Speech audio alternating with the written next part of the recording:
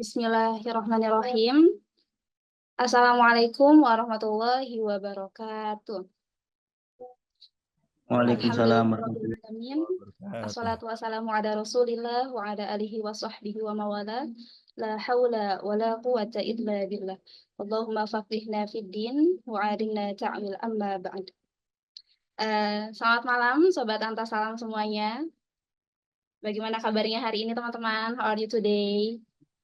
Oke, semoga semuanya dalam keadaan Baik. sehat walafiat dan yang pasti dalam kondisi perut terisi, perasaan happy dan saldo mencukupi. Perkenalkan, saya Unisa, mahasiswi Institut Ilmu Al-Quran II ke Jakarta, juga salah satu tim dari Antasalam Institute yang insya Allah akan menggantikan Kak Andito sebagai moderator pada sharing session malam ini. Baik, rasanya senang banget bisa ketemu teman-teman lagi di acara sharing session malam ini dengan tema Living Our Life with Quran by Antasalam Institute.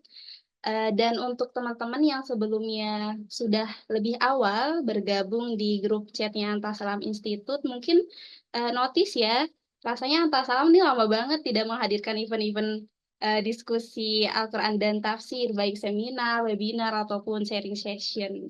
Mungkin itu salah satu trik dari Bapak Founder kita untuk menumbuhkan benih rindu teman-teman berdiskusi bareng Antasalam.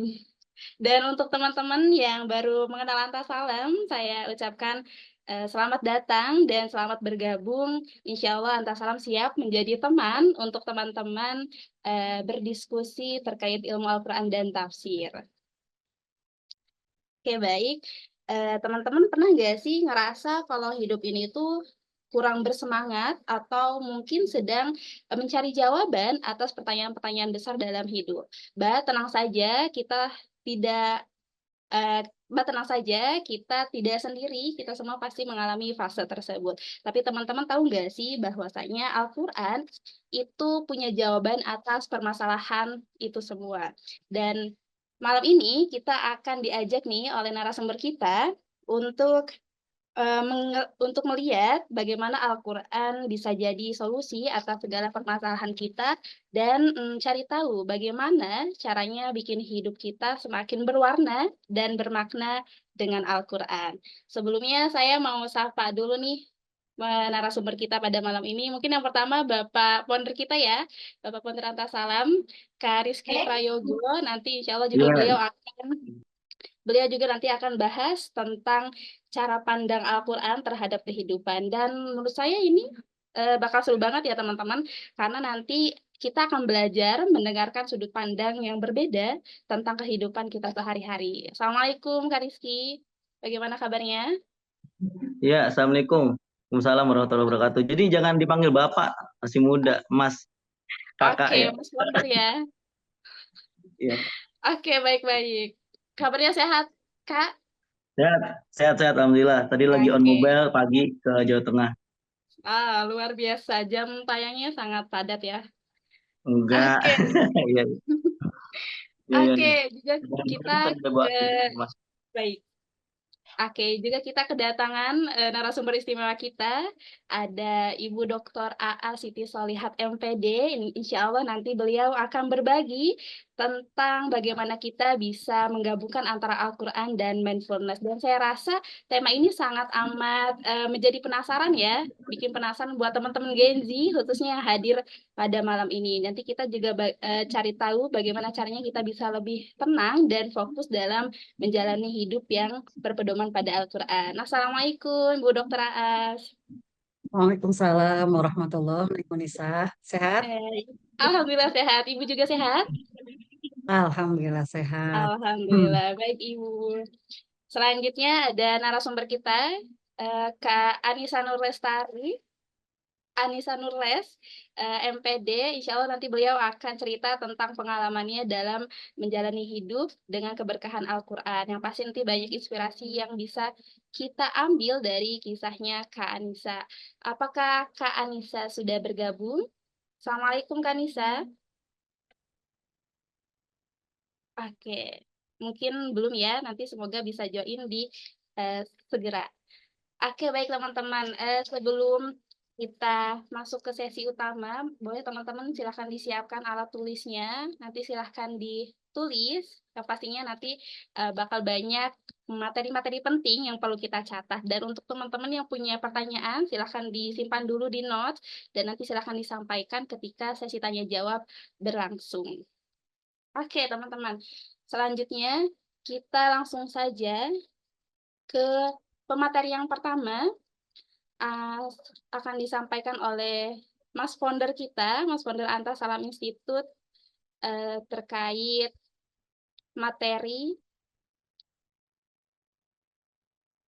Sebentar. Oke, terkait materi cara Al-Quran memandang kehidupan. Kepada Kak Rizky sebagai founder Anta Salam, saya persilahkan. Boleh dibantu share screen-nya, Kakak Operator? Ya, siap Ya, Kak. ya sambil saya screen, sambil saya sapa-sapa dulu. Bismillahirrahmanirrahim. Assalamualaikum warahmatullahi wabarakatuh. Semoga teman-teman semua sehat badannya, sehat jiwanya, sehat dompetnya juga. Ya, pemasukan lancar, urusan lainnya jadi ikutan lancar biasanya gitu. Kalau pemasukannya seret, pikiran juga jadi ikut seret kan biasanya seperti itu. Tapi begini, memang kadang hidup kita hari ini sering diukur atau dipacu dengan standar-standar yang dibangun oleh sosial media gitu kira-kira ya, bahwasannya hidup harus begini, hidup harus begitu, sehingga apa? Ketika kita belum mendapatkan yang namanya agak-agak stres juga kadang gitu kan. Nah, jadi kesempatan kita pada hari ini coba kita melihat hidup dari sisi yang lain. Nah, salah satunya dari pandang Al-Quran seperti apa hidup itu. Bismillah, walhamdulillah, wal khairu wasyarru bimasyiatillah, wassalatu wassalamu ala rasulillah, Sayyidina Muhammad ibni Abdillah, wa ala alihi wa ashabihi wa wala la haula wa la quwata illa billah amma ba'du. Sudah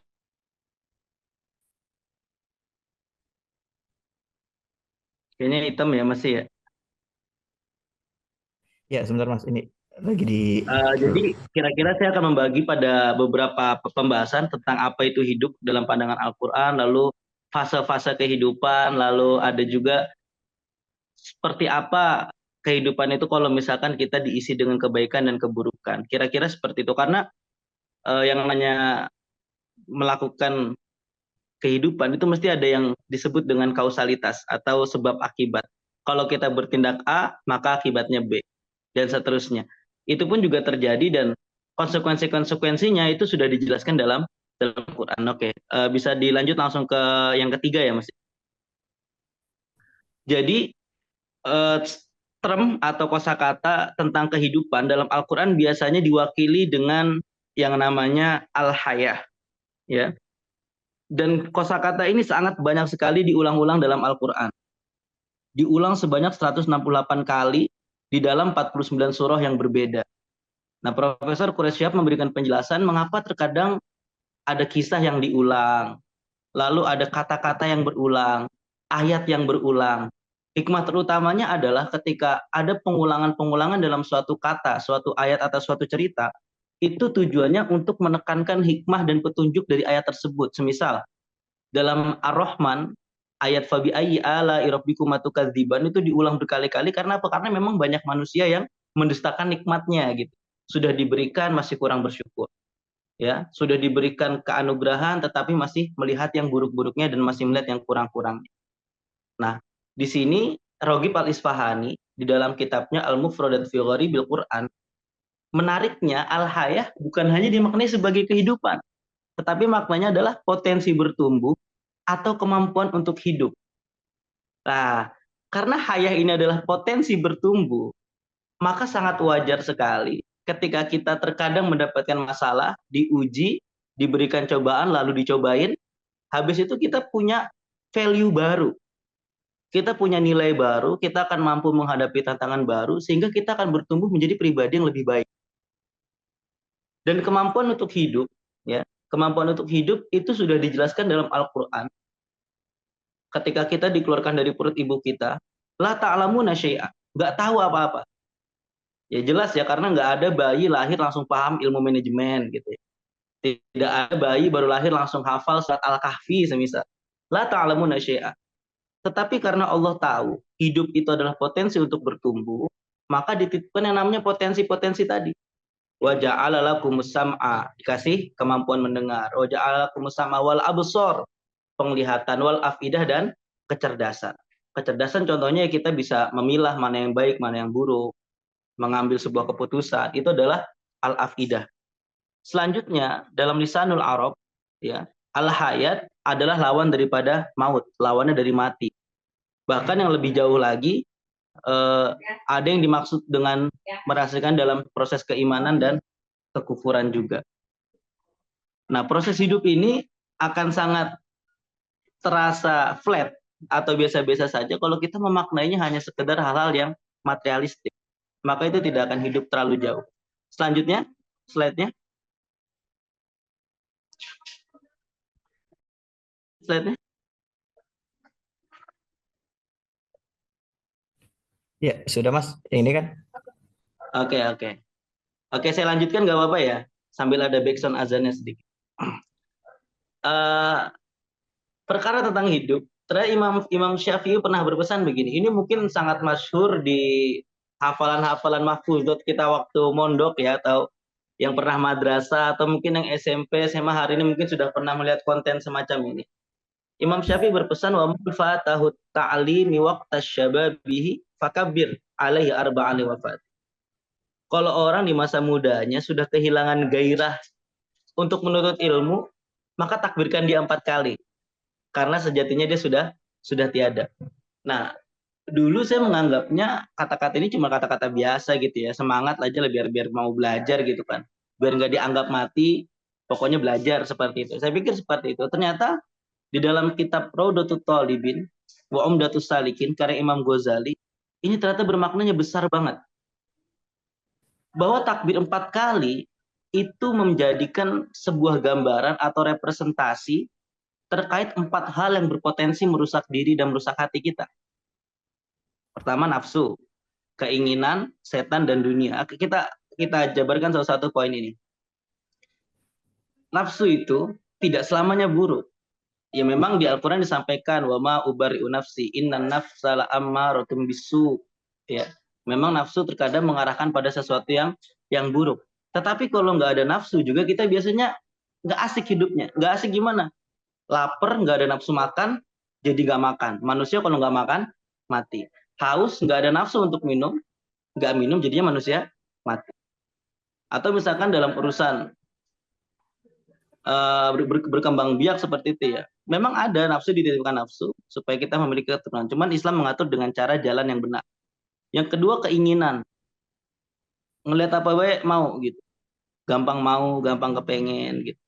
Sehingga keinginan ini membawa kita pada satu level di mana berupaya mewujudkan sesuatu dengan menghalalkan segala cara. Nah, kalau seperti ini jadi hal yang tidak baik. Maka kita akan berlebihan dalam hal sesuatu. Kalau misalkan hari ini ya kita lihat banyak pembegalan, banyak pembunuhan, banyak kasus-kasus yang melilit dengan pinjol, judol, dan lain sebagainya. Itu kan karena ada faktor keinginan yang tinggi, tapi tidak ditunjang dengan usaha yang keras. Sehingga dia berusaha mengambil jalan instan. Ya akhirnya itu merusak hati. Merusak hati apa? Mengambil larangan Allah, berjudi, ya, pinjam cepat dan lain sebagainya. Itu ternyata itu yang harus ditakbirkan. Jadi 4 hal ini diambil Imam Ghazali melalui keteladanan Abu Yazid Al-Bustami yang salah satunya dia juga tokoh sufi besar. Sayangnya beliau tidak menulis kitab sufi ya, tidak menulis kitab-kitab. Tetapi tentang beliau banyak ditulis oleh murid-muridnya. Yang ketiga, setan. Ya.